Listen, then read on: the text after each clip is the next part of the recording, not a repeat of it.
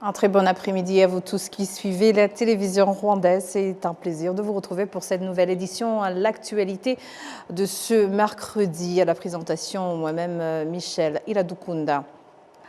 Ce mercredi, le président du conseil d'administration de la fondation Bill Gates a participé au dialogue Paul Farmer-Boutaro. Au cours de son allocution, il a salué le rôle du gouvernement rwandais et les mesures prises pour développer un système de santé fondé sur les technologies de pointe, y voyant une méthode moderne pour combler les lacunes persistantes du secteur, notamment sur le continent africain. Il a souligné que les statistiques parlent d'elles-mêmes. Le taux de mortalité infantile a diminué de 80% et le taux de mortalité maternelle de 100%. Ces résultats confirment la pertinence de la stratégie rwandaise en matière de développement des soins de santé et de réduction des carences. Un exemple à suivre pour les autres pays. Bill Gates est convaincu que l'intelligence artificielle n'est pas l'apanage des pays développés, mais que les pays en développement doivent eux aussi tirer parti de ces technologies pour améliorer leur système de santé. Et le gouvernement des États-Unis a nommé Nicholas Checker, diplomate et ancien responsable de la Central Intelligence Agency, CIA, au poste d'ambassadeur des États-Unis au Rwanda. Sa nomination est désormais en attente de confirmation par le Sénat américain. La nomination a été transmise au Sénat le 21 juillet par le président Donald Trump. Si elle est approuvée, Nicholas Checker remplacera Eric Nidler, qui a quitté ses fonctions en janvier après avoir été ambassadeur des États-Unis au Rwanda depuis octobre 2023. Aux États-Unis, les candidats au poste d'ambassadeur sont examinés par la Commission des affaires étrangères du Sénat qui évalue leurs qualifications avant de voter sur la transmission de leur candidature à l'ensemble du Sénat. Si la majorité des sénateurs approuvent la nomination, le président procède officiellement à la désignation de l'ambassadeur. Nicholas Checker est actuellement secrétaire adjoint chargé de l'Afrique australe et de l'assistance étrangère au département d'État américain. Auparavant, il a dirigé à titre intérimaire le bureau des affaires africaines en tant que haut responsable du bureau. Après 4 années passées à Kigali, l'ambassadrice de l'Union européenne au Rwanda, Belen Calvo-Uyara, a achevé sa mission diplomatique. À l'heure du bilan, elle a salué un partenariat entre le Rwanda et l'Union européenne qu'elle juge plus solide que jamais, fondé sur le dialogue, les investissements et des intérêts communs, plutôt que sur une simple logique d'aide. Selon elle, les échanges permanents avec les autorités et des institutions et la société civile ont permis de renforcer la coopération sur des questions nationales, régionales ainsi que continentales. La diplomate a estimé que cette coopération est aujourd'hui entrée dans une nouvelle phase de maturité. L'Union européenne accompagne le Rwanda dans plusieurs secteurs stratégiques, notamment la production des vaccins, l'agriculture résiliente face au changement climatique, l'éducation, la création d'emplois et l'entrepreneuriat à travers des programmes tels que Global Gateway, Agoka et Hunger Hubs. Voici.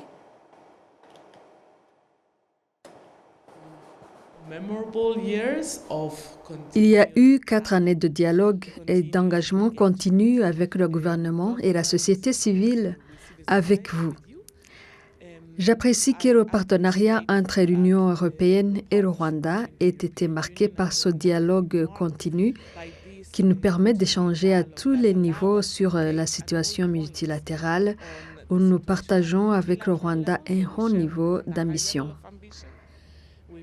Nous avons échangé sur la situation sur le continent, sur l'engagement du Rwanda dans le nord du Mozambique, mais aussi sur ce que vous faites en apportant des solutions aux défis du continent, en faisant avancer l'agenda d'une intégration régionale plus profonde.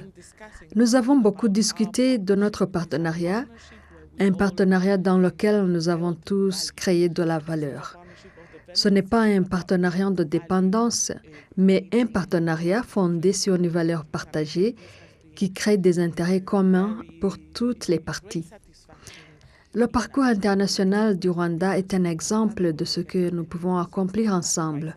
Le travail réalisé dans le secteur pharmaceutique a été impressionnant, tout comme notre coopération sur le climat, l'agriculture intelligente face au changement climatique, l'éducation, la création d'emplois, l'entrepreneuriat, Aguka, Rihanga Hubs, ainsi que dans les domaines de la justice, de la redevabilité et du renforcement de la voix des citoyens. C'est un moment empreint d'émotion. Je dois dire que je suis encore dans le déni. J'ai du mal à réaliser que je pars.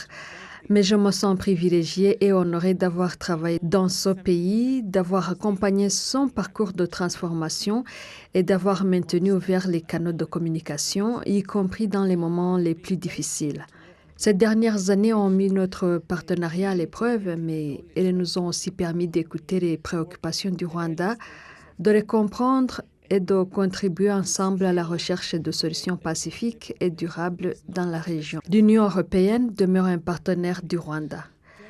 Nous espérons continuer à être un partenaire fiable, engagé sur le long terme, en soutenant l'intégration régionale comme vecteur de paix pour la région et pour le continent. Building a know has regional integration as a potential for peace in the region, in the continent. En quittant le Rwanda, Belen Calvo-Ouyara a affirmé laisser derrière elle un partenariat renforcé et tourné vers l'avenir. Un partenariat que l'Union européenne entend poursuivre avec l'ambition de soutenir durablement la paix, le développement et l'intégration régionale au Rwanda comme sur l'ensemble du continent africain. Ce mercredi, 108 Rwandais ayant fui depuis plus de 30 ans vers la République démocratique du Congo sont rentrés au pays par le poste frontière de Rusizi. Accueillis chaleureusement, les responsables du district de Rusizi ont exhorté les personnes restées de l'autre côté de la frontière à ne pas prêter oreille aux rumeurs propagées par les extrémistes et à rentrer chez eux car la paix règne. Les détails avec Patrick Milidandi. Il s'agit majoritairement de Rwandais, femmes et enfants, dont 11 hommes, 27 femmes et 70 enfants, tous nés en République démocratique du Congo. Les rumeurs qui circulaient sur le Rwanda les auraient contraints à vivre plus de 30 ans dans un exil misérable. Après avoir été accueillis par les responsables du district de Rusizi, ces Rwandais ont subi un contrôle sanitaire, comme par exemple un test de température, conformément aux mesures de prévention contre le virus Ebola qui sévit en RD Congo, leur pays de provenance. Ils ont cependant constaté avoir beaucoup perdu, compte tenu de l'état d'avancement et de reconstruction du pays. Leur stratégie consiste à tout faire pour rattraper le retard par rapport aux autres Rwandais. Le maire du district de Rusizi a accueilli ces Rwandais en les exhortant à participer au développement du pays, à ne rien faire qui puisse nuire à la bonne gouvernance de leur pays. Il a également demandé à ceux qui étaient restés en République démocratique du Congo de ne pas tenir compte des informations trompeuses divulguées par les extrémistes dans les forêts de la République démocratique du Congo. Depuis le début de l'année, 300 Rwandais de retour de la RDC ont franchi la frontière de Rusizi. Les 108 arrivés, cette fois-ci, ont été immédiatement dirigés vers le camp de transit de Nyarushishi, également situé en district de Rusizi, où ils ont été pris en charge avant de rejoindre leur famille. L'ouverture de la liaison aérienne directe entre Oman et le Rwanda est perçue comme une nouvelle opportunité pour renforcer les échanges économiques entre les deux pays. Les autorités rwandaises ont invité les opérateurs économiques à saisir cette occasion afin de développer les exportations, les investissements et le commerce bilatéral. Jean-Benoît Michel nous en dit plus. Le premier vol de la compagnie omanaise Salam Air en provenance de Mascate a atterri à Kigali. La compagnie assurera désormais des rotations hebdomadaires les mardis et les jeudis, en reliant directement les deux capitales, Kigali et Mascate. Une arrivée saluée par Ramoud Halfan Saïd Abou Saïd, représentant des intérêts du Rwanda au sultanat d'Oman. Né et grandi au Rwanda, il y voit dans cette nouvelle liaison l'aboutissement d'un projet de longue date et une formidable opportunité pour les deux peuples. Mon père est arrivé au Rwanda en 1905. Je suis moi-même né à Kigali en 1952. Voir aujourd'hui cette liaison devenir réalité est un rêve qui se concrétise pour moi. Le Rwanda dispose de nombreux produits agricoles comme les avocats et les légumes, très demandés à Oman. Avec une population d'environ 2 millions d'habitants à Oman et 14 millions au Rwanda, les perspectives d'emploi, de commerce et d'investissement sont considérables.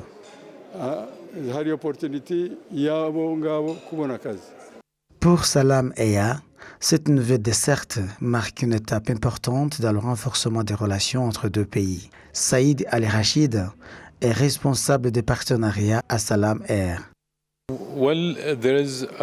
Les échanges commerciaux entre Oman et le Rwanda existent depuis longtemps. Cette liaison aérienne leur donnera un nouvel élan. À bord de ce premier vol, plusieurs entreprises omanaises sont venues rencontrer leurs partenaires rwandais afin d'explorer les opportunités d'investissement. Nous sommes convaincus que cette ligne favorisera le transport des passagers, des marchandises et le développement des échanges économiques entre nos deux pays. Le ministère rwandais des Infrastructures appelle de son côté les entrepreneurs nationaux à tirer pleinement profit de cette nouvelle connexion. Colonel Claudier Bizmungu est secrétaire d'État au sein de son ministère. Le Rwanda est un pays stable, sûr et ouvert aux investissements. Si une compagnie aérienne choisit d'ouvrir une ligne, c'est qu'elle croit au potentiel de notre marché. Nous encourageons donc les opérateurs économiques rwandais à développer leurs exportations vers Oman et à utiliser cette liaison pour conquérir de nouveaux marchés, au bénéfice du Rwanda, mais aussi de toute la région. Fondée il y a 10 ans, Salam Eya dessert aujourd'hui plus de 40 destinations reparties dans une quinzaine de pays. La ligne Mascate-Kigali devient ainsi l'une des nouvelles portes d'entrée de la compagnie vers le continent africain. Au-delà du transport de passagers, cette nouvelle liaison aérienne ambitionne de devenir un véritable pont économique entre le Rwanda et Oman, en facilitant les investissements et les échanges commerciaux et la circulation des biens et des personnes. Les Rwandais d'origine omanaise ont salué l'ouverture prochaine de cette liaison aérienne directe entre Kigali et Muscat. Ils ont estimé que sa desserte renforcera ainsi les échanges commerciaux, facilitera les investissements et rapprochera davantage les familles établies entre les deux pays. Jean-Benoît Michel nous en dit plus. À Rwamagana, dans le secteur de Kigabiro, plusieurs familles rwandaises d'origine omanaise y vivent depuis des générations. Toutes parlent le Kinyarwanda et bénéficient de la nationalité rwandaise tout en conservant les liens étroits avec Oman. Parmi elles, Alinga Wanziza, entrepreneur agricole spécialisé dans la production de semences, et Alia Mohamed Kaitesi, commerçante de vêtements. Tous deux expliquent que le déplacement vers Oman était jusqu'ici long et contraignant, tant que pour les visites familiales que pour les activités économiques. L'annonce d'une liaison aérienne directe entre Kigali et Mascate est donc accueillie avec enthousiasme. Nos ancêtres sont venus d'Oman et se sont installés au Rwanda en fondant des familles avec les Rwandaises. Nous sommes pleinement rwandais et nous en sommes fiers, tout en restant attachés à nos origines. Cette liaison profitera à toute notre communauté. Elle facilitera les investissements, créera également des opportunités d'emploi et renforcera des échanges entre nos deux pays.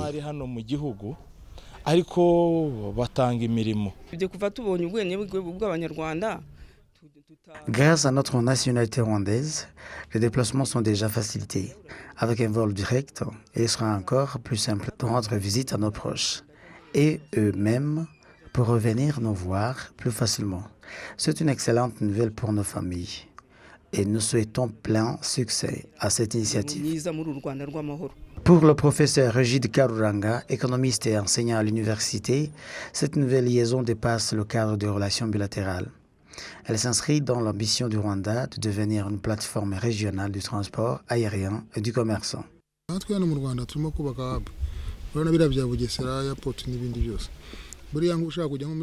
Avec les infrastructures en développement, notamment le futur aéroport international de Bugesera, le Rwanda pourra renforcer son rôle de hub régional. Les voyageurs pourront transiter par Kigali vers Mascate, puis poursuivre leur route vers d'autres destinations au Moyen-Orient et en Asie. Cette liaison stimulera également les échanges commerciaux, notamment les importations et les exportations qui passaient auparavant par d'autres plateformes comme Dubaï. Aujourd'hui, la communauté omanaise au Rwanda regroupe aussi des citoyens rwandais d'origine omanaise que des investisseurs installés dans le pays. Tout voit dans cette future liaison aérienne un levier pour intensifier les échanges économiques, encourager les investissements et renforcer les liens humains entre Kigali et Mascate. C'est une connexion directe entre le Rwanda et Oman qui ouvre ainsi une nouvelle page dans les relations entre les deux pays, avec l'espoir d'accélérer les échanges, les investissements et les rapprochements familiaux. Des organisations non gouvernementales vont aider le gouvernement à résoudre certains problèmes qui affectent encore la vie des anciens membres des groupes armés accueillis au centre de Mutobo. Ces organisations financent notamment leur assurance maladie et la scolarité de leurs enfants. Le récit de Patrick Nyilidandi. D'anciens combattants de la jungle congolaise accueillis au centre de Mutobo explique comment ces familles sont accompagnées dans leur reconstruction psychologique grâce à une formation qui les prépare à une vie harmonieuse au sein de la population rwandaise. Nous avons repris tous nos droits en tant que Rwandais. Partout là où nous arrivons, nous sommes bien accueillis, aussi bien par les autorités des instances de base que par la population. Je lance un appel aux autres qui sont restés derrière nous, de revenir au pays en déposant les armes et en participant au développement de notre chère nation. Le processus de réinsertion de personnes de retour de la jungle congolaise porte ses fruits, comme elles les reconnaissent elles-mêmes. La direction du centre de Mutobo le confirme également. Malgré cela, la présidente de la Commission nationale pour la démobilisation et la réinsertion d'anciens combattants, Valérie Nyirabineza, a exhorté ces organisations à poursuivre leurs efforts afin que le plus de 1000 combattants handicapés puissent trouver un logement et bénéficier d'autres ressources essentielles à une vie meilleure. Nous leur avons montré le projet de plus de 1400 maisons que nous souhaitons construire pour ces personnes, avec une priorité pour les personnes handicapées de guerre, mais aussi tous ceux qui vivent dans la nécessité. Nous avons également présenté à nos visiteurs les priorités en matière de scolarité des enfants de ces personnes rapatriées, et cette demande a été bien reçue. Ces organisations non gouvernementales se sont déclarées prêtes à contribuer à la résolution de certains de ces problèmes en collaboration avec le gouvernement, notamment en fournissant une assurance maladie. Depuis sa création en 1999, ce centre a déjà aidé plus de 13 000 personnes originaires de la jungle congolaise. Au moment de la rédaction de ce reportage, environ 686 personnes y retourneront en août prochain. Des experts de l'Agence internationale de l'énergie atomique qui ont passé la semaine dernière au Rwanda pour évaluer la préparation du pays à la création d'un centre des sciences et technologies nucléaires ont estimé que le Rwanda progresse de manière satisfaisante et est bien placé pour entamer les prochaines phases du projet. Le point avec Patrick Nyilidandi. Le Rwanda accueille une mission d'examen intégré des infrastructures nucléaires pour les réacteurs de recherche de l'UEA afin d'évaluer sa préparation au développement d'un premier projet de réacteurs de recherche. Cette mission fait suite à un précédent examen de l'UEA mené en mars dernier qui avait évalué la préparation du Rwanda à développer un programme de production d'énergie nucléaire. Conformément à la feuille de route du projet, le centre devrait devenir un pôle rwandais de recherche et d'application en sciences nucléaires dans des secteurs tels que la santé, l'électricité, l'industrie et bien d'autres. Le directeur général adjoint de l'Agence internationale de l'énergie atomique, Mikhail Chodorkov, a déclaré que le Rwanda a progressé régulièrement vers la création d'une installation nucléaire dédiée aux applications pacifiques de la technologie nucléaire. Il a également souligné les principales conditions que les pays doivent remplir avant d'entreprendre la construction d'une telle installation. Lors du sommet africain sur l'innovation en matière d'énergie nucléaire qui s'est tenu à Kigali en mai dernier, le président Paul Kagame a affirmé que la réussite de la première phase de l'examen intégré des infrastructures nucléaires confirmait que le Rwanda était sur la bonne voie pour une utilisation pacifique et une production de la technologie nucléaire au service du développement national. Le Centre de sciences et technologies nucléaires devait être construit à Gashora, en district de Bugesera, pour un coût estimé à plus de 500 millions de dollars américains. Et la fondation Mastercard a classé l'Université du Rwanda parmi les 5 universités africaines qui ont apporté une contribution exceptionnelle au développement de l'enseignement supérieur sur le continent. Les précisions avec Patrick Nieledandi. La fondation Mastercard a classé l'Université du Rwanda parmi les 5 universités africaines qui ont apporté une contribution exceptionnelle au développement de l'enseignement supérieur sur le continent.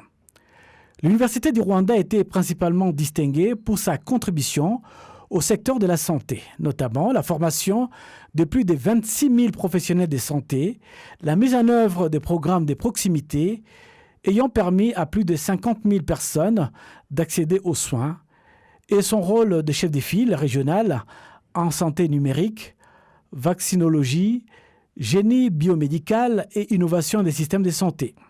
Le vice-recteur adjoint de l'Université du Rwanda, chargé de la planification stratégique et de l'administration, Dr Raymond Ndikumana, a déclaré que cette distinction témoigne de l'investissement constant du Rwanda dans le renforcement du secteur de la santé par l'éducation après la tragédie de 1994 contre les Tutsis. Chacune des 5 universités sélectionnées recevra une dotation de 3 millions de dollars américains. Dr Raymond a indiqué que ces financements servira également à renforcer la visibilité et la réputation de l'Université du Rwanda et de ses différentes facultés et écoles. Les universités récompensées par le prix Enseignement supérieur africain pour la transformation sont l'Université d'Addis Abeba en Éthiopie, l'Institut international d'ingénierie de l'eau et de l'environnement du Burkina Faso, l'Université des sciences et technologies Kwame Nkrumah au Ghana, l'Université Muni en Ouganda et l'Université du Rwanda. Selon la fondation Mastercard, le prix Enseignement supérieur africain pour la transformation sera décerné chaque année pendant les 10 prochaines années. Et c'est sur ces images que nous clôturons cette grande édition. Au nom de toute l'équipe qui a contribué à sa réalisation, je vous remercie. Bonne poursuite des programmes de la télévision rwandaise.